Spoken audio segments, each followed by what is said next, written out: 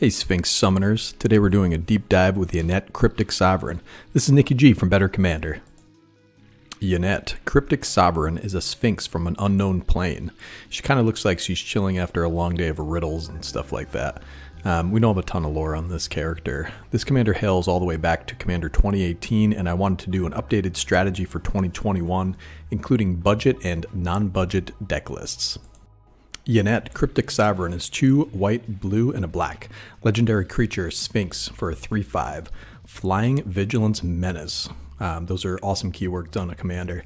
Whenever Yennett, Cryptic Sovereign attacks, reveal the top card of your library. You may cast it without paying its mana cost if its mana value is odd. If you don't cast it, draw a card. She talks using riddles her disciples can unravel. This card points to odd converted mana cost tribal, which is a very odd thing indeed, with top deck manipulation and combat. There's a lot going on here, but I noticed that many of the cards that were synergistic with this card were very cheap.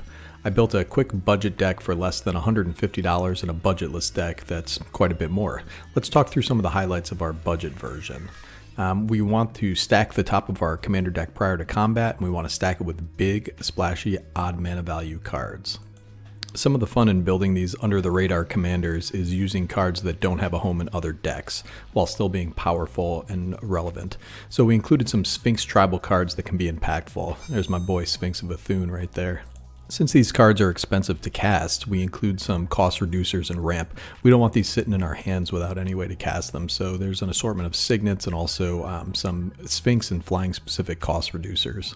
We want to keep our hands stacked and slow down our opponents, so lots of interaction is needed as well. This includes protection as well as removal. We also want some cards that are going to reduce life totals in a hurry, so we include things like Magister Sphinx and Sphinx Summoner to tutor that card up. Alright, let's talk about top deck manipulation. There are some one-shot effects as well as repeatable effects. For our budget decks, we included 2 planeswalkers, Jace Mirror Mage. He can also repeat himself for maximum scrying and give us a little extra. We also have a Dakon Shadow Slayer, very versatile and could double as removal, and some top deck manipulation by surveilling 2. Vega the Watcher's Sire is criminally underpriced and underplayed. This guy's hard to block and can boast as soon as he's declared as an attacker. That means if he and Yennett attack, you can boast in response to her attack trigger. That means you can play whatever's in your deck for 2 mana. Go get Aethersworn Sphinx, I dare ya, or you can get an Angel of the Ruins or one of our other protection pieces, or you can just get Magister Sphinx out there and ruin somebody's day. Explorer's Scope triggers on attack, so we can stack the triggers so that Explorer's Scope resolves first. We can look at the top, and if it's a land, put it onto the battlefield tapped. Then we resolve Yennett's trigger, so we can double dip with the cards that let us stack the top of our library too deep, like Brainstorm and things like that. Ponder and Portent are great cards in just about any blue deck, and can shuffle away stacks of lands if we hit one. Brainstorm and Brainstone effects are also pivotal, as we can put to the top of library a huge fatty that was stuck in our hand. There are about 13 Sphinx cards in this deck, and since we are seeing a lot of cards with our scry and top deck manipulation, we included pretty much the only Sphinx payoff, which is Unesh. This guy can help us draw and makes our Sphinxes 2 cheaper. Speaking of cost reducers, 22 of our 30 creatures have flying, so we included Warden of Evos Isle. 28 of the 30 creatures in our budget deck cost 5 or more, so Thrix the Sudden Storm earned a place here as well. I think this is also an underplayed card and a really cool card in this deck. And since so many creatures have flying, we included Saphara Sky's Blade to protect our commander and our other flyers. Serra's Emissary. This is one of my favorite cards out of Modern Horizons, probably because I packed a bunch of them. But this and Mother of Runes can grant us protection to get our creatures through for lethal or protect from spot removal. Serra's Emissary is a great versatile card and can kind of be tailored to what we're facing around the table. We have Vega the Watcher. This creepy owl's looking in your window, and he triggers off Yennett's spells and off of Yennett's cast. Windreader Sphinx triggers off of flying creatures attacking, which is the point of this deck, and it'll keep our hands full.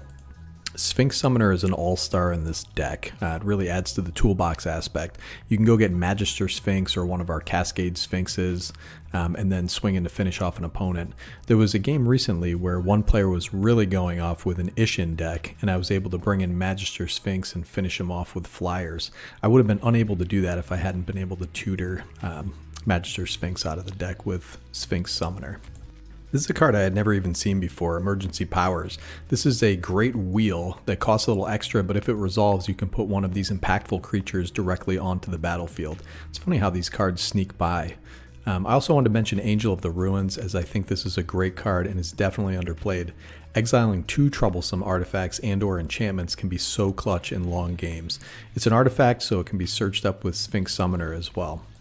Take a look at the deck list. The budget version hums, and the budget could be taken down even lower. This is the type of commander you can build for 50 bucks if you want to go really lower power and maybe take your friends down to Sphinx Town.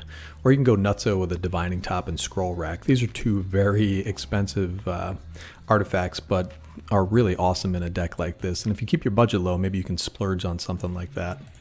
One of the tougher things in a 3-color deck is getting the mana base down to a reasonable amount of money. Lands like Fabled Passage and Exotic Orchard really help a ton with that. You may end up playing a few tap lands, especially the Scry Temples are pretty good in this deck, as those will help with top deck manipulation. Thanks very much for watching. Remember to like and subscribe. I got a lot of new deck techs and videos coming out pretty soon. This is a commander that's powerful without being super linear. It's a really fun deck to play. I did play a bunch online with my friends, and it did win a couple games. You have a lot of toolbox flyers and big creatures that hit the battlefield and have big effects. With all these ETBs, you may want to add a Blink sub-theme. I believe I have Ephemerate in the budget deck as well. So once again, thanks for watching. Enjoy your spicy brews. This is going to be Nicky G from Better Commander signing off.